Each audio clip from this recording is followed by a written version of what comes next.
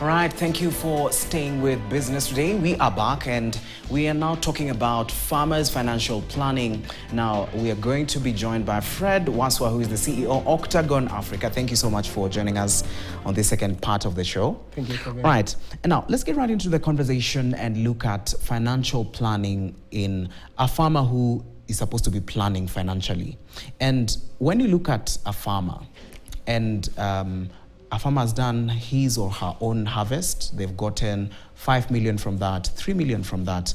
And at the end of the day, they just go and store it at the bank. And then they do another harvest, the way you're telling me, they do another harvest, they go and store it at the bank. So at the end of the day, you find that there's no really communication or knowledge when it comes to how he or she is supposed to be using the money or the profits that he or she gets from the harvest. So what do you think when it comes to financial planning in farming? How is it? Thank you very much, Kevin. Ideally, the financial literacy in farmers is at the lowest. It's generally in Africa, financial literacy across the population is very low. Now, if you get to farmers who basically interact with financial institutions very less, apart from when they want credit, their financial literacy is quite low. Now, when they go to the bank, what they're looking for is basically a loan.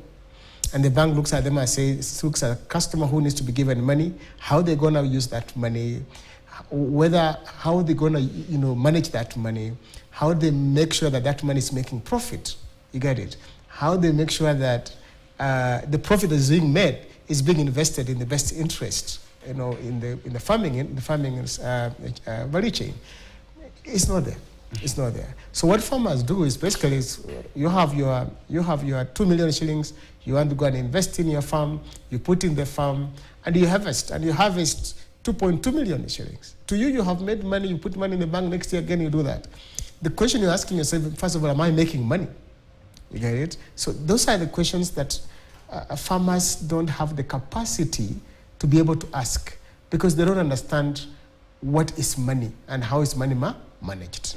Yes. All right. And now, when you look at farmers and how they need to manage their wealth, because when you speak to a farmer about wealth, of course, they don't think about mostly the money aspect. They usually think about the area of land they have, the cattle cows they have, the livestock they have. Okay. When it comes to wealth management, how is it supposed to be carried out? You see, wealth management is basically looking at it and saying, what are the assets that I have, and how much those assets give me, and what the assets give me, how do I use it, or how do I plant it, how do I multiply it, you get it, to be able to make more wealth, you get it? Now, farmers, as you've mentioned, look at it in terms of how we have 100 acres of land, or I have 50 acres of land, or let's get a scenario, I have 5 acres of land. And those 5 acres of land, I want to plant some, maybe fruits or whatever it is to be able to make money. To them, they don't look at it as an asset that is supposed to help them make wealth. They look at it as, it's a farm, I need to make some money, pay school fees for my children, buy some food, and that is it. But ideally, that is where they are investing their time. That's where they're investing their knowledge. They must ask themselves, just like where you come to work. And when you're coming to work here, you're getting, this is your farm. You get it? So you make your salary. You not just wake up in the morning and say, my salary is to pay school fees and eat and go to that. You want to make sure the salary is able to make you make progress in life and make you make wealth in life. So we must have an element of how do we get our farmers understand that the money they make, it needs to help them create wealth for themselves. That is the conversation that needs to take place. Yes. All right. And now to another thing, especially when it comes to farming, succession.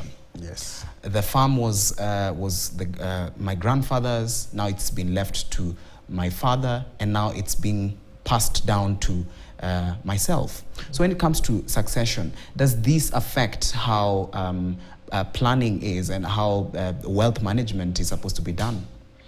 Ideally, that's where the biggest problem we have in farming, in most farms. Because most farms, first of all, they don't have a legal ownership. Most farmers don't have a legal ownership of their farms. Because it's been moved from one generation to another, that succession planning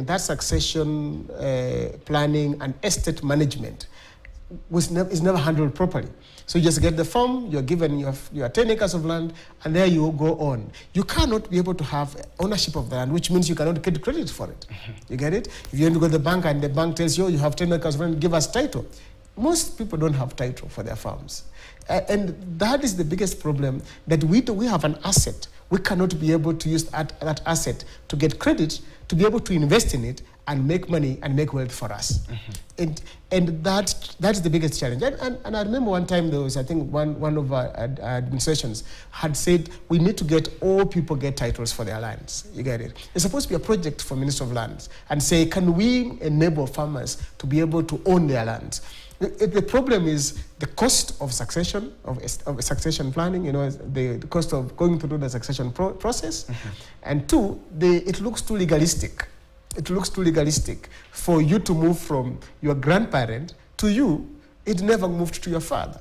You get it? So it's too complicated. Let me not get there. After all, I'm farming. Yes. But if you had title, you can actually walk to a bank and the bank can give you credit because you are basically farming and making some money from that very particular farm. Yes. All right. Even as we come to a conclusion of this conversation, what would be your parting shot when it comes to how farmers need to plan their financials going forward? I think my thinking is that farmers need to look at their farms as an investment first. It's saying, if in January I put in money, how much do I expect to get? Of course, the investment has risks. And then the risks could be climate, could be maybe disease or whatever it is. But then you know how you're going to mitigate those risks. So they must look at it as an investment and ask themselves, how much money do I put in, how much money do I make out of it? Two, when they get the money out of this, they should not just take the money and put in a bank. They can put in an investment, you get it? And then it makes for them money for the next cycle of harvest. As I mentioned, I have done quite a number of financial advice for farmers. And some farmers just get money. They get 5 million shillings, they put in a bank, wait for the next season, they plant again. So it's a cycle like that, not knowing that in 5 million, if you put in a treasury bill for 90 days, by the time you get the next cycle, you've gotten some 10-15% interest on your money. So these are the things that farmers need to do to be able to help them understand financial literacy and financial management. All right, thank you so much, Fred Waswa, right there, who is the Group CEO, Octagon Africa, speaking to us about how a farmer needs to just handle their financials going forward. All right, so before we finish business today, I'm going to leave you with this particular story where we are looking at